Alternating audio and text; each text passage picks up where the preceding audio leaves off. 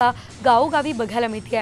दरम्यान मुंबईकडे जाताना जरांगे पाटील यांच्यासाठी मराठा समन्वयकांनी व्हॅनिटी व्हॅनची सोय केली आहे। आज ही व्हॅन बीडमध्ये दाखल झाली आहे। आधुनिक सोयी सुविधा या गाडीमध्ये उपलब्ध आहेत। तर या व्हॅनिटी व्हॅनचाच आढावा घेतलाय आमचे प्रतिनिधी विनोद जिरे यांनी। बघूयात।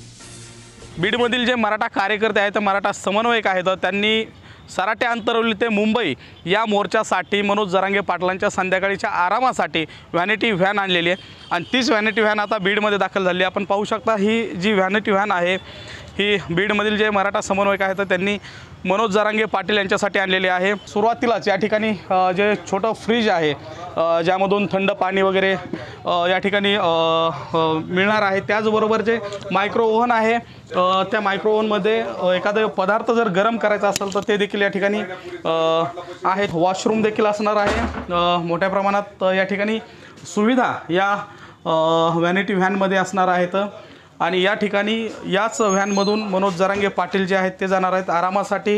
हा सोफा सेट देखील असणार आहे। खास मुंबईवरून ही व्हॅनिटी व्हॅन मागवण्यात आली आहे। तब्बल 6 दिवस या व्हॅनमधून मनोज जरांगे पाटील हे प्रवास करणार आहेत। विनोद जिरे, साम टीव्ही।